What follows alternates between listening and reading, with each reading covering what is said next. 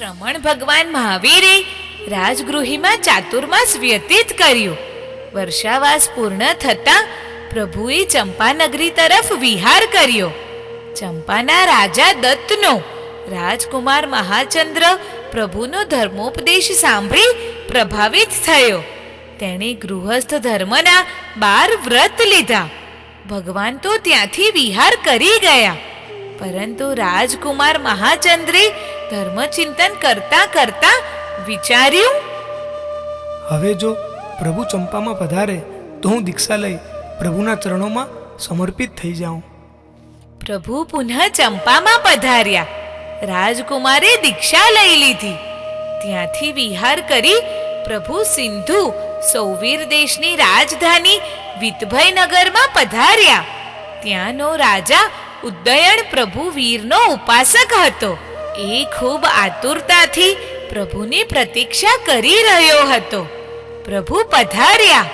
રાજા અને પ્રજા હર્ષથી નાચી ઉઠી. પ્રભુના દર્શન વંદન કરીને, પ્રભુના ઉપદેશ વચનો સાંભળીને સૌ કૃતાર્થ થયા. પ્રભુએ ત્યાંથી વિહાર કર્યો. તેઓ વાણિજ્ય ગ્રામ પધાર્યા અને ત્યાં ચાતુર્માસ કર્યો. ચાતુર્માસ પૂર્ણ કરી પ્રભુ વારાણસી પધાર્યા. વારાણસીમાં હજારો શ્રમણો સાથે પ્રભુએ કૌષ્ટક ચૈત્યમાં સ્થિરતા કરી. પ્રભુ પધાર્યાના સમાચાર જાણી વારાણસીનો રાજા જીતશત્રુ સપરિવાર પ્રભુને વંદન કરવા કૌષ્ટક ચૈત્યમાં આવ્યો. વિનયપૂર્વક વંદના કરી પ્રભુનો ધર્મોપદેશ સાંભળ્યો. તે વખતે ચુલ્લીની પિતા અને તેની પત્ની શ્યામા પ્રભુના ઉપદેશથી અત્યંત પ્રભાવિત બન્યા અને બંનેએ ગૃહસ્થ ધર્મના 12 વ્રત ગ્રહણ કર્યા. આ દંપતીની જેમ જ સુરાદેવ અને એની પત્ની ધન્યાએ પણ 12 વ્રત ગ્રહણ કર્યા. ભગવાન મહાવીરના અનન્ય ઉપાસક 10 શ્રાવકોમાં આ 2 ચુલ્લીની પિતા અને સુરાદેવના નામ છે. વારાણસીથી ભગવાન આલંભિયા પધાર્યા. પ્રભુ ત્યાં શંખવન નામના ઉદ્યાનમાં ઉતર્યા. રાજા જીતશત્રુ પ્રભુને વંદન કરવા ગયો. ભગવંતનો ધર્મોપદેશ સાંભળી હર્ષિત થયો. શંખવનની નજીક જ પૂતગલ પરિવ્રાજકનો મઠ હતો. તીવ્ર તપ કરવાથી એને વિભંગ જ્ઞાન થયું હતું. એ પ્રભુના પરિચયમાં આવે છે. પ્રભુની પરમ કરુણાથી અને અનંત જ્ઞાનથી પ્રભાવિત થાય છે. તે પ્રભુ પાસે દીક્ષા લે છે. દીક્ષા લીધા પછી પણ ઘોર તપશ્ચર્યા કરી સર્વ કર્મોનો નાશ કરી તે મુક્તિ પામે છે. ત્યાં ચુલ્લણી શતક નામનો ધનાઢ્ય શ્રાવક પોતાની પત્ની બહુલા સાથે પ્રભુ પાસે ગૃહસ્થ ધર્મના 12 વ્રત ગ્રહણ કરે છે. એ દંપતી મન, વચન અને કાયાથી પ્રભુ પ્રત્યે અપૂર્વ શ્રદ્ધા ધરાવે છે. પરંતુ રાજગૃહીમાં સુલસા પ્રભુના વિરહમાં અત્યંત વ્યથિત બનેલી છે. તેના આત્માના પ્રદેશે પ્રદેશે વીર વીરનો નાદ ઉઠી રહ્યો છે. પાણી વિનાની માછલી જેવો તરફડાટ એ અનુભવી રહી છે. રાણી ચેલનાને અને અભયકુમારને પૂછે છે, પ્રભુ રાજગૃહી ક્યારે પધારશે? મન આનંદ વિભોર થઈ જાય તેવો ઉત્તર મળતો નથી. એ નિરાશ થઈ જાય છે. એકલી એકલી ગુણશીલ ચૈત્યના પરિસરમાં પહોંચી જાય છે અને એનું હૈયું સંવેદનશીલ બની ગાવા લાગે છે. અહીં માણ્યું તું મિલન મધુરું, એ જ ગુણશીલનું સ્થાન. કાંઈ કશું પલટાયું નથી. આ રમ્ય એ જ ઉદ્યાન. અહીં તમારો અંશ જાણે મળે એનું એંધાણ. અને કશું નહીં એવું કે જે ભૂલાવે મારું ભાન. ધીર ગતિએ વૃક્ષો નમતા, જલનો એ હિલ્લોળ. અને કશું એવું નથી કે જે ભૂલાવે મારું ભાન. ડાળ ડાળથી ઉડી પંછી મચવે સો કિલ્લોલ. ઉડતાએ આનંદ રંગને નહીં શકું હું માણી. ચિત્તે મારા સાવ અચિંતી, દિશા લીધી અણજાણી. પણ તવ દર્શને નવ કનડે કોઈ વંદના છાની. તવ વચનામૃત પાન કરીને દુનિયા છોડીશ ફાની. એનું એ ગુણશીલ છતાંય નથી પ્રભો તવ સાથ. એથી મને વસમો લાગે છે ઊંડેરો આઘાત. ક્ષણે ક્ષણે મારા હૈયામાં એવી થતી ધ્રુજારી. કંપી કંપી ઉડી રહી છે આ રોમ તણી ફુવારી. પ્રભો, આ ઉપવન અને સગળી નિસર્ગ લીલા જોવું, માણું, કલ્પવું અને મન મેલા થઈ જાય છે ઉજળા. જાણે સુલસાની પ્રાર્થના, સુલસાની પ્રેમ યાચના સાંભળીને પ્રભુ રાજગૃહી પધાર્યા. ગુણશીલ ચૈત્યમાં સ્થિરતા કરી દેવોએ સમવસરણની રચના કરી. પ્રભુની દિવ્ય પ્રભાવશાળી વાણી સાંભળી અનેક સજ્જન દુર્જનોએ પ્રભુની પાસે દીક્ષા લીધી. મંકાતી અને કિંક્રમ જેવા મહાનુભાવોએ દીક્ષા લીધી તો અર્જુનમાળી જેવા ક્રૂર પાપી પુરુષે પણ દીક્ષા લીધી. કાશ્યપ નામના શ્રીમંત ગૃહપતિએ પણ દીક્ષા લીધી. 16 વર્ષ સુધી સાધુ ધર્મનું પાલન કરી અંતે વિપુલ પર્વત ઉપર અનશન કર્યું અને મુક્તિ પામ્યા. રાજા શ્રેણિકની આગ્રહપૂર્ણ વિનંતીથી પ્રભુએ રાજગૃહીમાં જ ચાતુર્માસ કર્યું. સુલસા જાણે આકાશમાં ઉડવા લાગી. એનો એક પગ ઘરમાં તો બીજો પગ ગુણશીલ ચૈત્યમાં. સુલસાને કોઈ સ્નેહીએ પૂછ્યું, સુલસા, તું આટલા બધા પ્રભુના ગીતો કેમ ગાય છે? સુલસા કહે છે, જ્યારે કરું કામ પ્રભુ દેતા મને માન. જ્યારે ગાઉં ગીત કરે પ્રેમ ભગવાન. આમ તો આ સૃષ્ટિમાં મારું કોઈ પ્રયોજન નથી.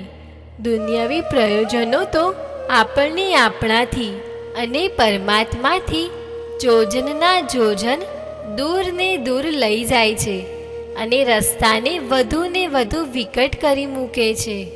હું તો અહીં કેવળ ગાવા આવું છું અને મારે પ્રભુ સિવાય કોઈનું ગીત ગાવું નથી. મારો વિષય પણ પ્રભુ, મારો આશય પણ પ્રભુ અને મારી અભિવ્યક્તિ પણ પ્રભુ.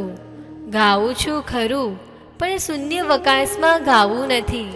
તમારા સમવસરણમાં એક અચળતું સ્થાન આપી દો, પછી હું ગાઈને તમારી સાથે સદાય લયના તાતણે બંધાયેલી રહીશ.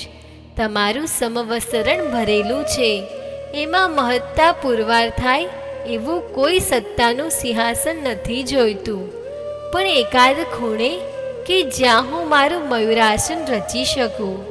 આ વિશાળ વિશ્વભવનમાં અનેક લોકો છે, એમને અનેક કામો છે. મારે તો તમને ગાવા છે, એ સિવાય કશુંય કામ નથી. તમને જોયા કરું, અકારણ સુરથી છલકાયા કરું. એથી વિશેષ અને એથી અલ્પ મને કશુંય ન ખપે. આખી દુનિયા સૂઈ ગઈ હોય, કોલાહલ સમી ગયો હોય, બજારો બંધ થઈ ગયા હોય, ત્યારે આખી રાત નીરવ મંદિર જેવી લાગે છે. આ નીરવ મંદિરમાં માત્ર હું અને તમે, હું પણ નહીં. આ પૂજાની વેળા છે, અહમની શરણાગતિની વેળા છે અને પરમપિતાની ફરમાઈશથી ગીત ગુંજવાનો આનંદ કોઈ અનેરો હોય છે.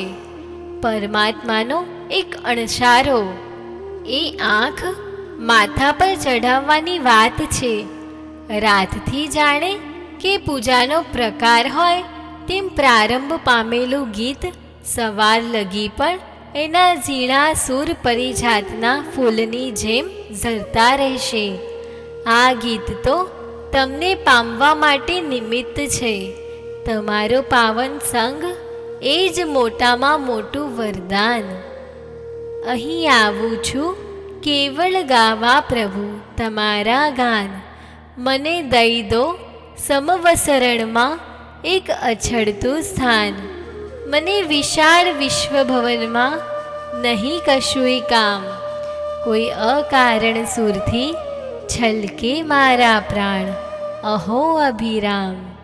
રાત્રિના નીરવ મંદિરમાં પૂજન વેળા જ્યારે અણસારે આદેશ મને દો ગીત ગુંજવા ત્યારે.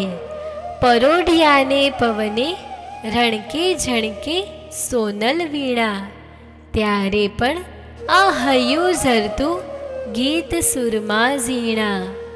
મળે તમારો પાવનકારી સંગ એ જ વરદાન.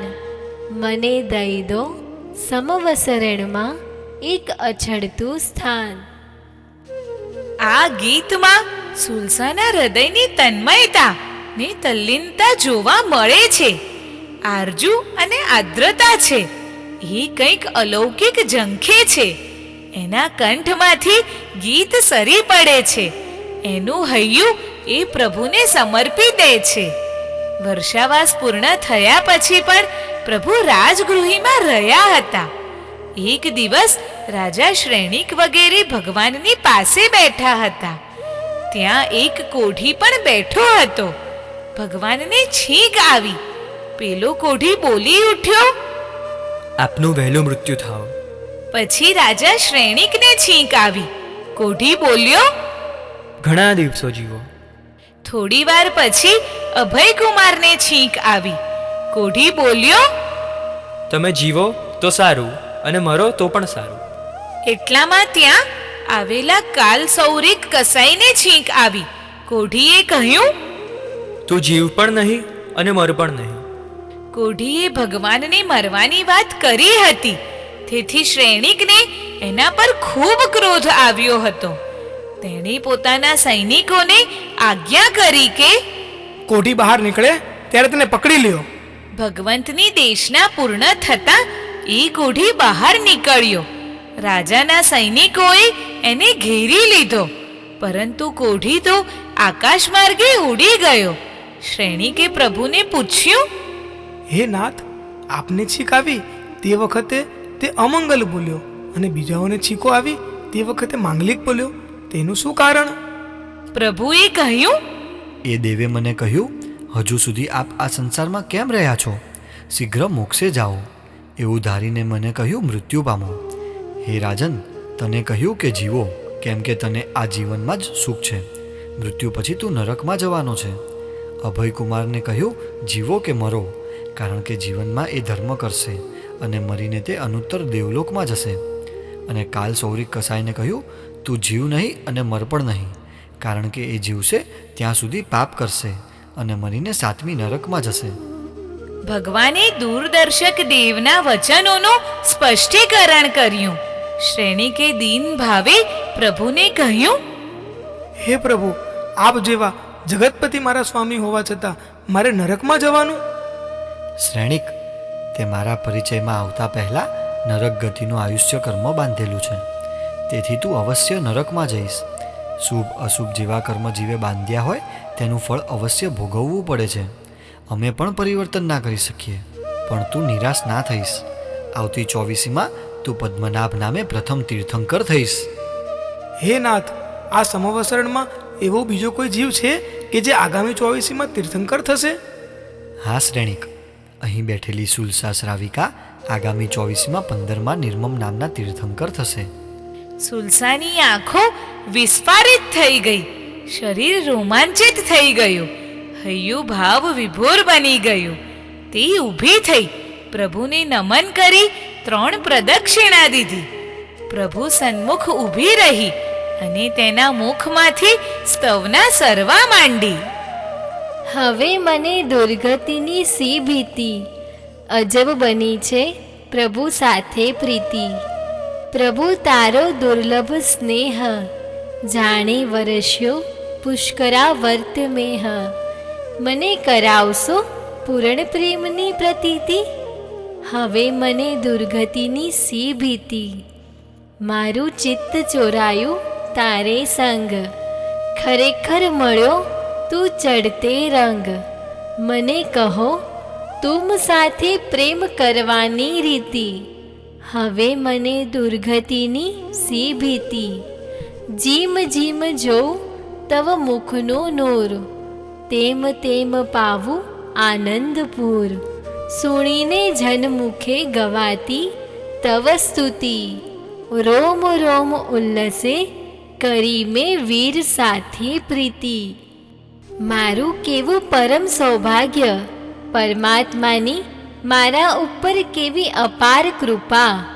તેઓ મને તેમની સમાન બનાવશે. તેઓ તીર્થંકર છે, મને તીર્થંકર બનાવશે. તીર્થંકરત્વ દુનિયાનું શ્રેષ્ઠમાં શ્રેષ્ઠ પદ. સંસારના સર્વ જીવોને સર્વ દુઃખોથી મુક્ત કરો અને પરમ સુખમય મોક્ષ દશા પમાડી દઉં. આવી ઉત્કૃષ્ટ ભાવનાથી તીર્થંકર નામ કર્મ બંધાય છે, એમ મેં મારા પ્રભુના મુખે સાંભળ્યું છે. એવું પણ સાંભળ્યું છે, જે જીવ જેનું તન્મયતાથી ધ્યાન કરે તે જીવ તેવો બની જાય છે. આ વાત મને ખૂબ સ્પર્શે છે. મારું મન પ્રભુની ચારે બાજુ ભ્રમણ બનીને ગુંજારવ કરતું રહે છે. મને મારા પ્રભુ મારા પ્રાણથી પણ વધુ વહાલા લાગે છે. અહો, મારા એ આરાધ્ય દેવને હું કેટલી વાર અભેદ ભાવે મળું છું. તું હી નો ગંભીર નાદ મારા નાભી પ્રદેશમાંથી ઉઠ્યા કરે છે. મારા નાથ, તમે મારું શ્રેષ્ઠ ભાગ્ય ભાખ્યું. આપના વચનોમાં મને અખંડ શ્રદ્ધા છે. જે વાત ભાવિની ભીતરમાં નિશ્ચિત હોય, આપ એના ભેદ ખોલી નાખો છો. આપ પૂર્ણ જ્ઞાની છો, આપ પૂર્ણ દ્રષ્ટા છો. મારા નાથ, કેવું આશ્ચર્યનું આશ્ચર્ય! આ મને શું મળી ગયું? તારી પ્રેમ નિશાનીની કેવી અલૌકિક ભેટ તે આપી. કોઈ પુષ્પમાળા નહીં, કોઈ મધુર મુખવાસ નહીં, કોઈ સુગંધિત જલ નહીં, પણ તીર્થંકરત્વ અત્યંત તેજસ્વી અને પરમ કલ્યાણકારી. પ્રભાતના કુમળા કિરણો બારીમાંથી આવીને પૂછે છે. પક્ષીઓ મધુર કલરવ કરતા પૂછે છે, અરે નારી, વિશ્વપતિએ તને કઈ ભેટ આપી? હું શું કહું? એ તીર્થંકરત્વને શું સમજે? હા, હું તીર્થંકર બનીને બધું એમને એમની ભાષામાં સમજાવી શકીશ. હવે હું નિર્ભય બની દુનિયાને નિર્ભય કરીશ. મારા બંધનો તો તોડીશ જ, પણ જીવોના બંધનો પણ તોડીશ. આજથી હું મારા શુલ્લક શણગારો છોડું છું. ઓ મારા હૃદયેશ્વર, હવે મારા માટે રાહ જોવાનું, રોવાનું, શરમાવવાનું કે મધુરતા ભરેલી રીતે વર્તવાનું જરૂર નથી રહ્યું. તે મને તીર્થંકરત્વ આપીને શણગારોનો પણ શણગાર આપી દીધો છે. એની સામે બીજું બધું જ ફિક્કું લાગે છે. આજે સમજાયું, તારો મારા પ્રત્યેનો આનંદ કેમ આટલો ફૂલ્લ પ્રફુલ્લ છે, એ આજ સમજાયું. તારો મારામાં કેમ નિવાસ છે, તે આજ સમજાયું. ઓ વિશ્વસ્વામી, હું ન હોઉં તો તારી પ્રેમામૃત ધારા ક્યાં વહે? એટલે તારા પ્રેમ સાગરની સમૃદ્ધિમાં તે મને ભાગીદાર બનાવી છે. મારા હૃદયમાં તારી આનંદોની અનંત તરંગમાલા ઉઠે છે. એ આ જ કારણો જ મારા જીવનમાં તારી સ્ફુરણા અનેકાનેક કાવ્યો સર્જે છે. હવે મને સૌંદર્યનું રહસ્ય સમજાયું. આ બધું કરવા માટે તે મારા હૃદયને આકર્ષવા માટે સૌંદર્ય સાગર સમવસરણમાં બેઠક લીધી છે. અને તારા પ્રેમીના પ્રેમ સાગરમાં તું તારો પ્રેમ વહાવે છે. તારા ભક્તમાં તું તારી જાતને લીન કરીને એની અને તારી વચ્ચેનું અંતર ટાળી દે છે. જાણે કે બંનેની એકતામાં તું સંપૂર્ણપણે પ્રગટે છે. હે વીર, હે મારી મધુર મૂર્તિ, તારો જ્ઞાન પ્રકાશ મારા હૃદયના કેન્દ્રમાં બેસીને નૃત્ય કરે છે. આ જ્ઞાન પ્રકાશ જ પ્રેમની સારંગીના તારને સ્પર્શીને એને સ્વર આપે છે. આ પ્રકાશ જ વિશ્વને પ્રકાશિત કરે છે, પવનને ઉત્સાહથી ભરી દે છે, સમગ્ર ધરા પર આનંદને રેલાવી દે છે. પાંદડે પાંદડે આનંદ વહે છે. આ આનંદની કોઈ સીમા નથી. આ બધો જ પ્રતાપ તારા જ્ઞાન પ્રકાશનો છે, હૃદયમાં ઉદ્ભવેલા આનંદનો છે. તીર્થંકરત્વની ભેટ આપી પ્રભુ મને, એની સાથે જ જે મિત્રોને હું ઓળખતી જ ન હતી તે મિત્રોની સાથે તે મારી પીછાણ કરાવી દીધી. મિત્તી મેં સર્વ ભુએશુ ને ચરિતાર્થ કરવાનું કાર્ય સોંપ્યું. મારું પોતાનું ન હતું એવું ઘરે ઘર મારું ઘર બની ગયું. પ્રભુ, તું દૂરનાને નજીક આણ્યા અને અણઓળખીતાઓને મારા પોતાના મિત્રો બનાવ્યા. પ્રાણનાથ, હવે તું જ મારો જન્મો જન્મનો પથ પ્રદર્શક છે. તું જ મારી અનંત જીવન યાત્રાનો મિત્ર છે. તારે જ મારા હૃદયને કરુણા અને પ્રેમના બંધનોથી અપરિચિતો જોડે મને જોડવાની છે. મહારાજા શ્રેણિકની એક આંખમાં હર્ષના આંસુ હતા તો બીજી આંખ ઘોર વિષાદથી ઘેરાઈ હતી. તેણે ભગવંતને પૂછ્યું, મારા નાથ, મારે નરકમાં ન જવું પડે, શું એવો કોઈ ઉપાય નથી? છે રાજન.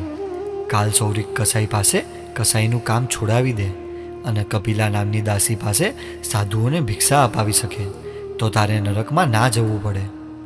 શ્રેણિક રાજા હતો, સત્તાધીશ હતો, મગધ દેશનો સર્વે સર્વા હતો. ભગવાને બતાવેલા બે ઉપાયો એને સરળ લાગ્યા. તેણે મહેલમાં જઈને પહેલું કામ આ કર્યું. કપિલાને બોલાવીને તેને કહ્યું, તું સાધુઓને શ્રદ્ધાથી ભિક્ષા આપ, હું તને ખૂબ ધન આપીશ. કપિલાએ કહ્યું, મહારાજા, મને સોનાથી મઢી દો અથવા મારી નાખો, પણ હું સાધુઓને ભિક્ષા આપવાનું દુષ્કૃત્ય નહીં કરું, નહીં જ કરું. રાજાએ કપિલાને કાઢી મૂકી. કાલ સૌરિક કસાઈને બોલાવીને કહ્યું, જો તું કસાઈનો ધંધો છોડી દે તો હું તને ઘણું ધન આપીશ. કાલ સૌરિકે કહ્યું, મહારાજા, કસાઈના ધંધામાં શું દોષ છે? એનાથી તો અનેક માણસો જીવે છે. એથી કરીને હું કસાઈનો ધંધો તો નહીં છોડું. રાજાએ કસાઈને એક કૂવામાં લટકાવી દીધો. દિવસ ને રાત તેને લટકાવી રાખ્યો અને કહ્યું, હવે તું કસાઈનો ધંધો કેવી રીતે કરીશ? રાજા પ્રભુ વીર પાસે ગયો અને કહ્યું, હે પ્રભુ, મેં કસાઈને એક દિવસ રાત કૂવામાં લટકાવી દીધો છે, તેથી કસાઈનું કામ તેણે કર્યું નથી. પ્રભુએ કહ્યું, રાજન, કૂવામાં પણ માટીના 500 પાડા બનાવીને એણે માર્યા છે. શ્રેણિકે કૂવામાં જોયું તો ભગવાનની વાત સત્ય લાગી. તેણે કસાઈને કૂવામાંથી બહાર કાઢી એના ઘેર મોકલ્યો. શ્રેણિકે વિચાર્યું, મેં જ અજ્ઞાન દશામાં પાપ કર્મો બાંધ્યા છે, રાચી માચીને બાંધ્યા છે, એટલે એનું ફળ ભોગવવા માટે નરકમાં જવું જ પડશે. પરમાત્મા સર્વજ્ઞ સર્વદર્શી છે, એ કહે તે યથાર્થ જ હોય. શ્રેણિકે રાજગૃહીમાં અને પોતાના રાજ્યના તમામ ગામ નગરોમાં ઘોષણા કરાવી, સાંભળો, સાંભળો, જે કોઈ પ્રભુ વીર પાસે દીક્ષા લેશે એને હું હવે નહીં રોકું. ઘોષણા સાંભળીને સર્વપ્રથમ અભયકુમારે દીક્ષા લેવાની શ્રેણિકને જાણ કરી. અભયકુમારની સાથે શ્રેણિકના બીજા 32 પુત્રો પણ દીક્ષા લેવા તત્પર થયા. બીજી બાજુ રાણીવાસમાં પણ ખળભળાટ મચી ગયો. અભયકુમારની માતા રાણી નંદા પણ દીક્ષા લેવા તૈયાર થઈ. તેની સાથે નંદમતી, નંદોત્તરા, નંદસેના, મહયા, સુમરુતા, મહામરુતા, મરુદેવા, ભદ્રા, સુભદ્રા, સુજાતા, સુમના અને ભૂતદત્તા એ શ્રેણિકની 13 રાણીઓ પણ પ્રવજ્યા ગ્રહણ કરવા તત્પર બની. સુલસાનો નંદા સાથે અને અભયકુમાર સાથે નિકટનો સંબંધ હતો. સુલસા રાજમહેલમાં પહોંચી, નંદાને મળી, ભેટી અને હર્ષના આંસુ વહાવ્યા. હે મહારાણી, તમે ધન્યાતિ ધન્ય છો. રાજમહેલ અને રાજ સંપત્તિનો ત્યાગ કરી પ્રભુ વીરના ચરણોમાં સર્વસ્વ સમર્પિત કરી રહ્યા છો. તમે આ ભવ અને પરભવને સાર્થક કરી રહ્યા છો. હું અભાગી છું. સર્વ વીરતિમય ચારિત્ર જીવન જીવવાના અધ્યવસાય જ નથી જાગ્રત થતા. કેવું ગાઢ ચારિત્ર મોહનીય કર્મ મેં બાંધ્યું હશે. સુલસા, તમે શોક ના કરો. તમે તો તીર્થંકરનો આત્મા છો. તમે તો ભવસાગર તરવાના, સાથે સાથે હજારો લાખો જીવોને બુદ્ધ બનાવવાના. તમે મુક્ત બનવાના અને અસંખ્ય આત્માઓને મોક્ષ પમાડવાના છો. ભાવિ તીર્થંકરના પર્યાয়ে હું તમને પ્રણામ કરું છું. દેવી, તમારો સંયમ માર્ગ નિર્વિઘ્ન હો.